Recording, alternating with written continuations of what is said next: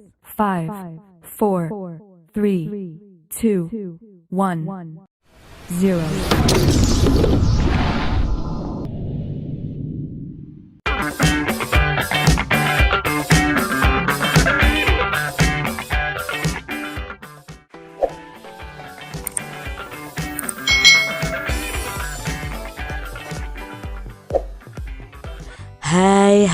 Hai, selamat datang di channel YouTube Kak Citra.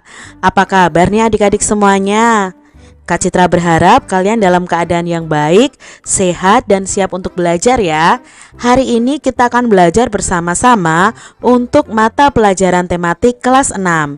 Kita belajar di tema 4, globalisasi, subtema 2, globalisasi dan manfaatnya, pembelajaran yang ketiga.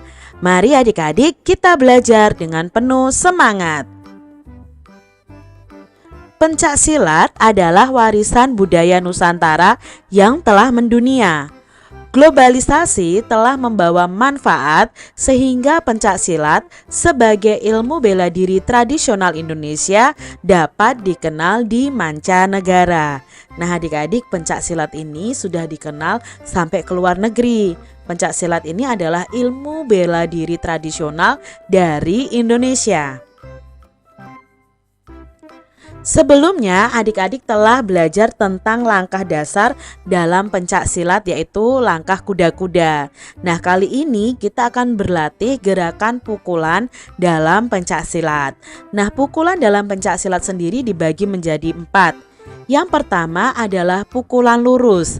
Nah pukulan lurus ini posisi tangan saat memukul itu lurus dan mengepal ke depan tepat di dada lawan. Nah seperti ini gerakannya ya, kaki kita kuda-kuda nih adik-adik. Lalu tangan kita memukul lurus dan mengepal ke depan tepatnya di dada lawan kita. Pukulan yang kedua adalah pukulan tegak. Nah posisi tangan memukul tegak lurus dan mengepal dengan sasaran tepat ke bahu bagian kanan lawan. Ini pukulan tegak. Yang ketiga adalah pukulan bandul. Nah pukulan bandul ini apa? Pukulan yang diambil dari bawah dengan sasarannya adalah ke arah ulu hati dari lawan. Ini pukulan bandul. Lalu pukulan yang keempat adalah pukulan melingkar. Nah pukulan ini berbentuk lingkaran dengan sasarannya ke arah pinggang lawan. Itu tadi 4 macam pukulan yang ada dalam pencak silat. Nah sekarang kita akan berlatih cara menangkis pukulan-pukulan tadi. Tadi ada 4 pukulan, jadi kita juga akan belajar menangkisnya 4 pukulan tadi adik-adik. Nah pertama kalau kita menangkis tangkisan dalam. Nah tangkisan ini itu merupakan gerakan tangkisan dari luar ke dalam sejajar dengan bahu kita. Nah seperti ini gerakannya. Lalu ada tangkisan luar. Nah tangkisan luar ini merupakan kebalikan dari tangkisan dalam, yaitu tangkisan dari dalam keluar sejajar dengan bahu. Berikutnya ada tangkisan atas. Nah tangkisan atas ini tangkisan dari bawah ke atas, berfungsi untuk melindungi kepala kita dari serangan lawan. Berikutnya adalah tangkisan bawah. Nah tangkisan bawah seperti ini gerakannya, itu tangkisan dari atas ke bawah.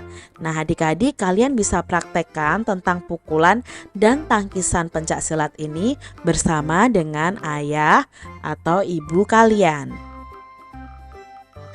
Kita telah mengetahui bahwa globalisasi dapat terjadi antara lain karena adanya energi listrik adik-adik. Coba sekarang amati peralatan yang menggunakan energi listrik di sekitarmu. Terbayangkankah olehmu jika energi listrik itu habis dan tidak dapat diperbaharui? Ayo kita belajar bagaimana caranya menghemat energi listrik. Adik-adik perhatikan gambar ini. Ini adalah gambar rumah yang menggunakan energi listrik. Kalian lihat di sini ya, ada beberapa ruangan, misalnya ada ruang tamu atau ruang keluarga, dapur, kamar mandi, ruang kerja, tempat tidur ya. Di sini semua listriknya menyala di siang hari ya. Apalagi di ruang tamu ini atau di ruang keluarga semua menyala tanpa ada orang yang misalnya yang nonton televisi ya, semua orang sibuk di tempatnya masing-masing, tapi di sini kosong dan listriknya dinyalakan semua. Nah, ini merupakan suatu keborosan dalam menggunakan energi listrik. Apa peran energi listrik di era globalisasi saat ini? Nah, peran energi listrik itu listrik mendukung perkembangan teknologi di era globalisasi, karena segala aktivitas manusia itu terbantu oleh adanya teknologi seperti adanya peralatan listrik atau peralatan elektronik. Jadi energi listrik itu sangat berperan di era globalisasi ini. Mana ruangan yang boros listriknya adik-adik dari gambar ini? Ya, yang boros listrik adalah yang ruang keluarga, karena tidak ada orang di situ ya. Ruang keluarganya semua alat elektroniknya menyala. Nah, ini juga di tempat tidur atau di ruang tidur ya, semua lampunya dinyalakan, padahal ini di siang hari. Ya, kita harus tahu bagaimana sih menghemat energi listrik dari rumah kita masing-masing. Menurutmu apa dampak sikap hidup boros listrik bagi warga sekolah? Nah, kalau kalian sekolah adik-adik, kalau kalian terlalu boros listriknya, apa dampaknya? Ya, dampaknya sekolah akan membayar biaya listrik itu lebih banyak. Dan kalau kalian sekolah di sekolah swasta, otomatis SPP bulanan siswa juga akan naik. Tapi kalau kalian sekolah di SD yang negeri, otomatis sekolah akan menanggung biaya listrik itu lebih banyak adik-adik. Mengapa kita perlu menerapkan sikap hidup hemat listrik? Ya, karena sebagian besar dari pusat pembangkit listrik itu menggunakan bahan bakar yang tidak dapat diperbaharui, seperti batu bara dan gas yang akan cepat habis. Nah, selain itu, penggunaan listrik yang berlebihan itu bisa menyebabkan pemanasan global. Nah, contoh sikap saya untuk menghemat energi listrik adalah mematikan lampu ketika tidak dibutuhkan, menghidupkan keran air seperlunya, dan mematikan kipas angin jika tidak digunakan. Itu sikap-sikap yang bisa kita lakukan untuk menghemat energi listrik. Nah, bacalah teks eksplanasi berikut ini. Nah, di sini ada teks eksplanasi yang berjudul "Mengapa harus hemat listrik?" Nah, hampir semua kegiatan manusia di era globalisasi ini membutuhkan energi listrik. Mulai dari kegiatan rumah tangga, perkantoran, pertokoan, pabrik atau industri, bahkan aktivitas pribadi pun memerlukan tenaga listrik. Tanpa listrik, kita tidak bisa bayangkan bagaimana jadinya kehidupan manusia di masa kini dan di masa yang akan datang. Namun, di balik manfaatnya, energi listrik ini ternyata juga memiliki dampak negatif bagi kehidupan di bumi jika kita menggunakannya secara berlebihan adik-adik. Dampak dari pemborosan energi sebenarnya sudah kita rasakan dengan meningkatnya suhu bumi atau yang biasa disebut dengan pemanasan global. Nah, meningkatnya suhu bumi antara lain disebabkan oleh gas buangan dari produk elektronik seperti AC dan kulkas ternyata. Nah, serta gas hasil dari pembakaran kendaraan bermotor. Kondisi tersebut diperparah dengan semakin berkurangnya lahan hijau yang berfungsi sebagai pencuci udara kotor adik-adik, karena banyak penebangan pohon ya adik-adik ya.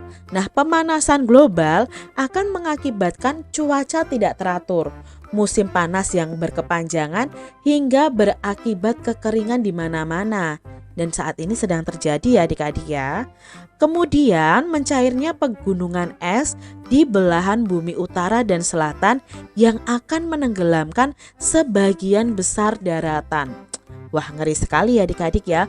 Kalau sampai es di belahan bumi utara dan selatan itu mencair, nah otomatis daratan akan tertutup dengan perairan. Jika hal ini terus terjadi, maka manusia akan terancam habitatnya akibat dari pemanasan global tersebut. Untuk menghindari pemanasan global, maka salah satu cara yang dapat dilakukan yaitu dengan melakukan sikap hidup hemat listrik.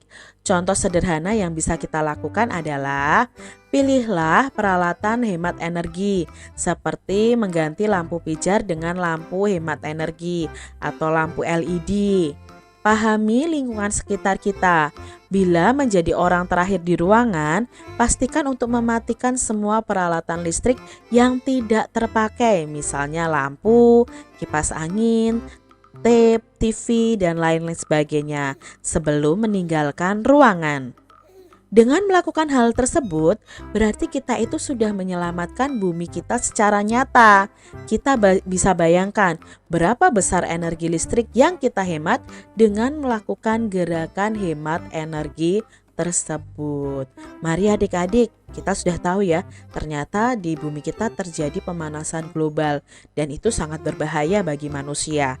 Nah, pemanasan global ini bisa menyebabkan kekeringan, bisa menyebabkan daratan tertutupi oleh perairan. Nah, itu mari kita cegah dengan cara pastinya menghemat energi, lalu tidak menebang pohon secara sembarangan ya, supaya apa? Tidak terjadi pemanasan global. Tuliskan informasi penting tersebut dalam setiap paragraf pada diagram berikut ini. Nah, di sini ada diagram yang merupakan ciri-ciri dari teks eksplanasi, yaitu ada topik masalah, ada deret penjelas, dan ada simpulan atau pesan atau pendapat pribadi dari penulis. Nah, topik masalahnya apa di sini? Topik masalahnya, hampir semua kegiatan manusia di era globalisasi ini membutuhkan energi, ya, terutama energi listrik. Lalu paragraf kedua itu dijelaskan. Berarti paragraf kedua itu isinya deret penjelas. Nah, deret penjelasnya apa di sini? Pemborosan energi itu membuat suhu bumi semakin meningkat dan terjadi pemanasan global. Hal ini disebabkan dari gas buangan dari peralatan elektronik ya, lalu gas buangan hasil pembakaran dari kendaraan bermotor serta berkurangnya lahan hijau. Nah, di sini juga dijelaskan dalam paragraf 2 ini, pemanasan global itu membuat cuaca jadi tidak menentu. Musim panas jadi berkepanjangan ya, sehingga menyebabkan kekeringan, lalu mencairnya pegunungan es di kutub bumi yang dapat mengancam keberadaan manusia. Nah, di paragraf yang ketiga, deret penjelasnya adalah salah satu cara menghindari pemanasan global yaitu dengan menghemat listrik. Contohnya memilih peralatan hemat listrik dan mematikan semua peralatan listrik sebelum meninggalkan ruangan kosong. Lalu simpulannya apa? Nah, dengan melakukan hal itu yaitu menghemat energi, kita telah menyelamatkan bumi. Sungguh besar energi yang kita hemat dengan melakukan hemat energi. Nah, itu tadi penjabaran atau penjelasan dari masing-masing paragraf ya, yang merupakan teks eksplanasi dari topik masalah, deret penjelas, dan simpulan pesan atau pendapat pribadi dari penulisnya. Ayo kita lakukan gerakan hemat energi di sekolah.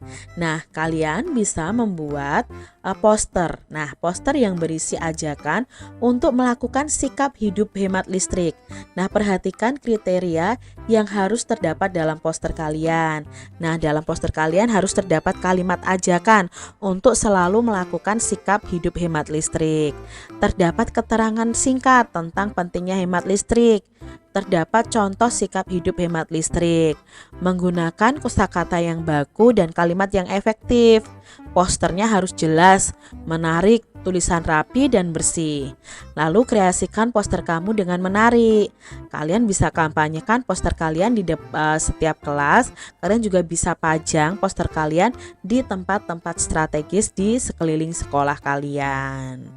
Nah, ini adalah contoh-contoh poster tentang menghemat energi listrik. Ya, kalian bisa cari contoh-contoh lain melalui internet ya, adik-adik ya. Nah, demikian tadi pembahasan kita di mata pelajaran tematik kelas 6, tema 4, subtema 2, pembelajaran yang ketiga. Semoga video pembelajaran ini bermanfaat ya untuk adik-adik semuanya. Dan sampai jumpa lagi di video pembelajaran Kak Citra selanjutnya. Tuhan memberkati.